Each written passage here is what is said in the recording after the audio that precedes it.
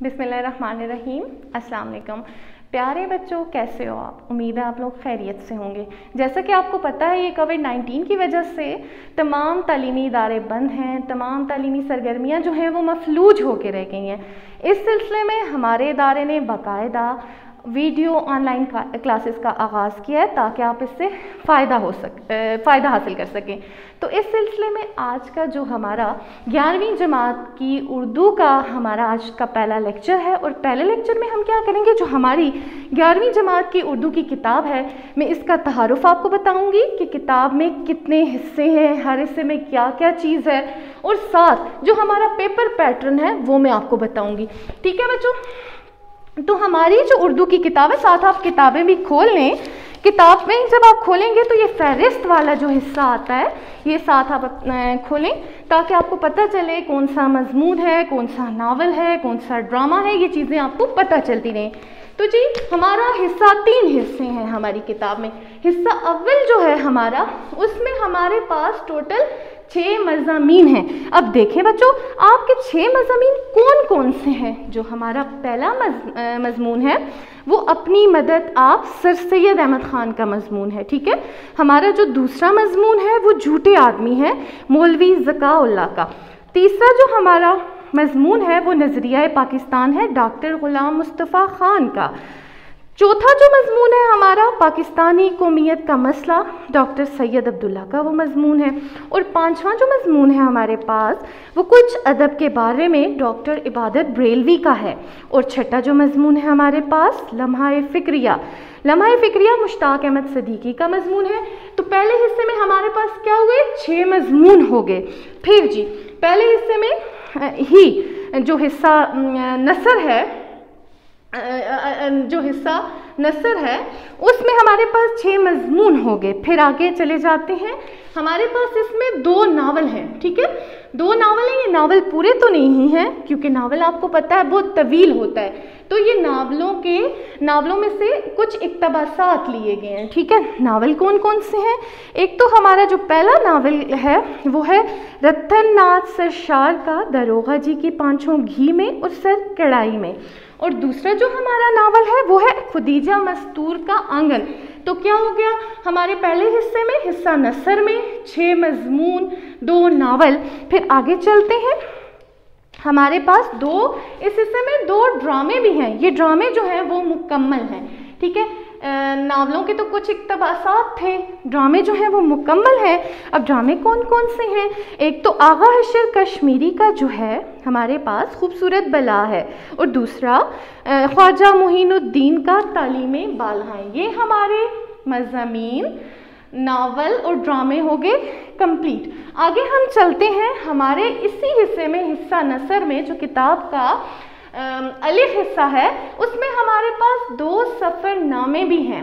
ठीक है, ये जो सफ़रनामे हैं ये भी मुकम्मल नहीं है, ये भी कुछ इनमें से भी कुछ इक़्तिबासात आए हुए हैं। ठीक है, तो ये सफ़रनामे कौन कौन से हैं? एक तो जमीलुद्दीन आली का रूम जिंदा शहर मुर्दा शहर, और दूसरा जो है हमारे पास इब्ने इंशा का शिराज और किनारे आब रुकनाबाद वगैरह।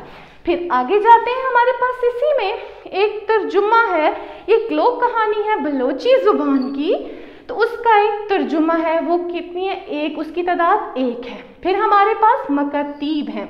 ठीक है, खतूत, यानी कि हमारे पास टोटल 4 खतूत हैं। 2 जो हैं गालिब के हैं, ठीक है, और 2 जो हैं वो इकबाल के हैं।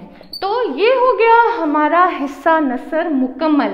अब इसमें आप लोगों को समझ आ गई होगी कि हमारे पास 6 मज़ामीन हैं, 2 नावल हैं, 2 ड्रामे हैं, 2 सफ़रनामे हैं, एक तर्जुमा की हुई लोक कहानी है बलोची ज़बान की, और 4 मकतीब हैं, 2 गालिब के और 2 इकबाल के।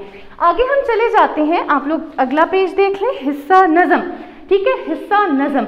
अब हिस्सा नज़म में हमारे पास टोटल 13 नज़में हैं। अब इन नज़मों में मसनवी हमद है, नात है, मसनवी है, मरसिया है।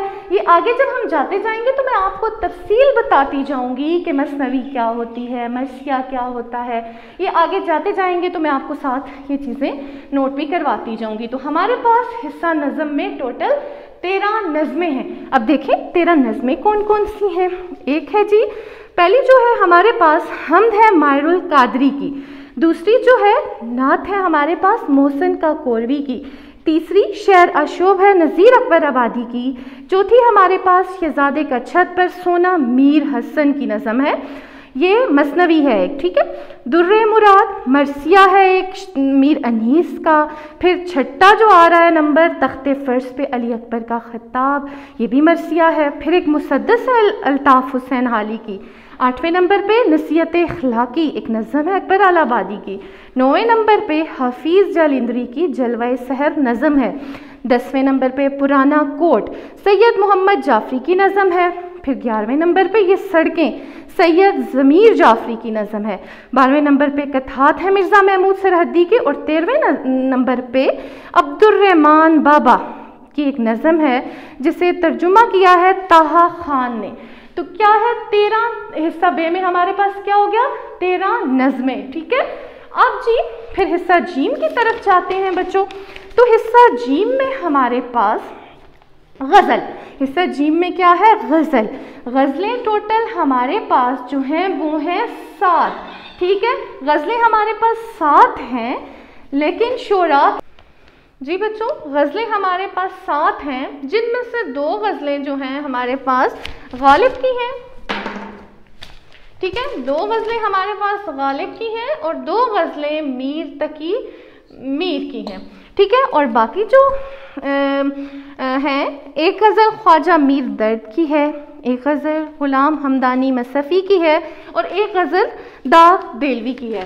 तो बच्चों अब ज़रा ये बात गौर से ज़हन नशीन कर लें। बाज़ दफ़ा मरूज़ी सवालात में ये आ सकता है MCQ के हमारे जो सिलेबस है उसमें से उसमें कितनी नज़में शामिल हैं। तो कितनी नज़में शामिल हैं 13।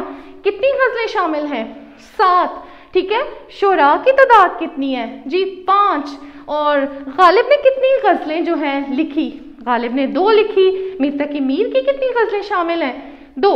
तो ये हमारे पेपर के MCQs में भी ये चीज़ें आ सकती हैं, इन पे आपने ध्यान देना है, ठीक है। अब हम जाते हैं पेपर पैटर्न की तरफ। हमारा जो पेपर है बोर्ड का बच्चों, ये आपके सामने पेपर है, ठीक है। हिस्सा अलीफ बे जीम। अब जी टोटल नंबर होते हैं हमारे पास 100, ठीक है। उनमें से हम पहले हिस्सा अलिफ को डिस्कस करते हैं, लेकिन उससे पहले आप इनके स्क्रीनशॉट ले लें। ये बोर्ड का पेपर है, बोर्ड के पेपर का पैटर्न है, आप स्क्रीनशॉट ले लें। अब जी हिस्सा अलिफ की बात करते हैं, अलिफ या ए, ठीक है। इसका सवाल नंबर कोई भी नहीं होता, ठीक है। सवाल नंबर कोई भी नहीं होता। मतन इसका क्या होता है मारूजी सवालात या MCQs।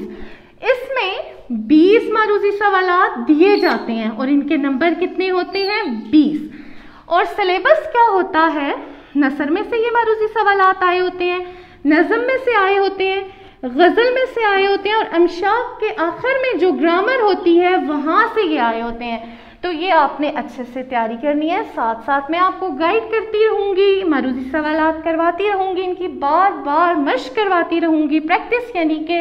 तो ये आपका हिस्सा बहुत अच्छे से पेपर में हल हो जाएगा और आप 20 में से 20 नंबर ले सकते हो जब अच्छे से इसकी तैयारी करोगे।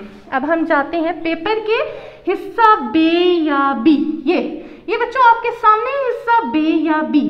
अब इसमें क्या है ये आप देख सकते हैं। सवाल नंबर 1 यानी कि सवाल नंबर 1 क्वेश्चन नंबर 1 जो है वो होता है मुख्तसर सवालात के आपने जवाबात तहरीर करने होते हैं, यानी कि शॉर्ट क्वेश्चंस के आंसर आपने देने होते हैं। ये कितने 13 शॉर्ट क्वेश्चंस आपको आए होते हैं पेपर में और 10 के जवाबात तहरीर करने होते हैं। हर सवाल के 5 नंबर होते हैं, टोटल नंबर होते हैं 50। और ये इसका सिलेबस क्या होता है, यानी कि ये कहाँ से आए होते हैं नसर में से, वही जो हमने पढ़ा पहले हिस्सा नसर पेपर का जो मैंने बताया बुक में से हिस्सा नसर क्या है, नज़म में से गज़ल नसर नज़म और गज़ल की अमशाक यानी कि मशकों के अंदर से ये सवालों के जवाब आए होते हैं। अब जाते हैं हम बच्चों हिस्सा जीम की जो बात करते हैं। ये हिस्सा जीम है। हिस्सा जीम के अंदर सवाल नंबर 2 यानी कि कौन सा होता है पेपर के अंदर सवाल नंबर 2 हिस्सा जीम पहला जो इसमें होता है वो होता है पैराग्राफ की तशरीह, यानी पैराग्राफ की सियाको सबाक के साथ तशरीह। वो जैसे जैसे हम आगे पढ़ते जाएंगे मैं आपको बताऊंगी कि पैराग्राफ की सियाको सबाक के साथ तशरीह कैसे करते हैं। ये आपको 2 जुज़ दिए जाते हैं जिनमें से आपने एक की तशरीह करनी होती है। इसके टोटल नंबर होते हैं 10। और ये कहाँ से आया होता है? हिस्सा नसर।